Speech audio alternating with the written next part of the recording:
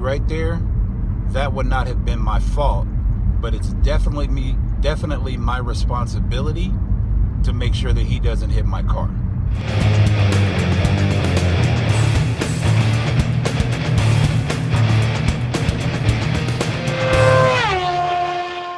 Good morning, good afternoon, good evening. What's going on, everybody? It's Marcus, aka DJ Nova. Welcome to another edition of A Moment with Marcus. I wanted to talk to you about a couple of things today that people have a challenge with in deciphering the two. Like I said, it may help you out. Hopefully it'll help somebody, or maybe somebody you know. The differences that I'm talking about are between fault and responsibility. It's not necessarily a person's fault if something bad happens to them. It's not your fault if somebody was taken from you in a violent crime. That's not your fault.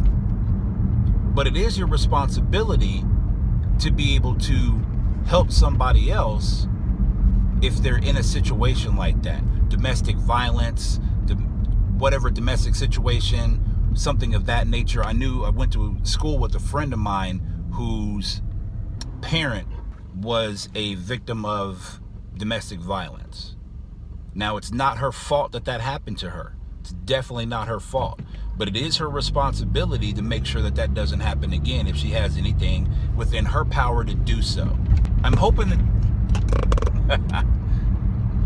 that this is driving some things home. It's not your fault, again, if you were the victim of alcohol abuse, sexual abuse.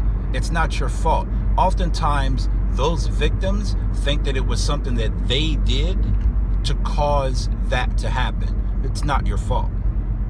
It's nothing that you did to make that happen. That was something that the other individual had a challenge with, and they took that out. Whatever was missing, whatever void they had in their life, they decided to take that out on that person.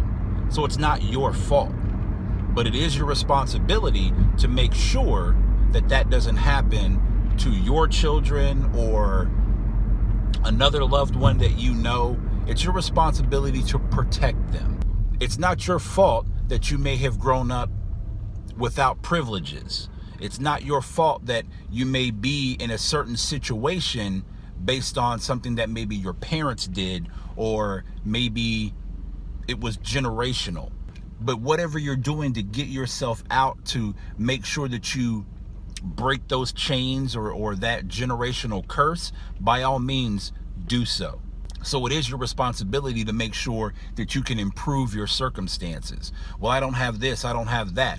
There are tons of resources out there in this informational age and society that you can go and get online and do whatever it is that you need to do to break that cycle.